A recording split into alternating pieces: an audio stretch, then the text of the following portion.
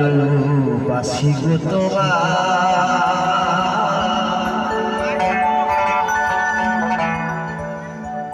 যাকে অন্তর থেকে ভালোবাসা যায় তাকে ভোলা যায় না।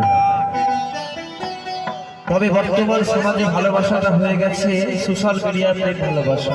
দেখবেন এখন প্রেম ভালোবাসা করে অনেক আত্মহত্যা করে, অনেক সুসাইড করে, কিন্তু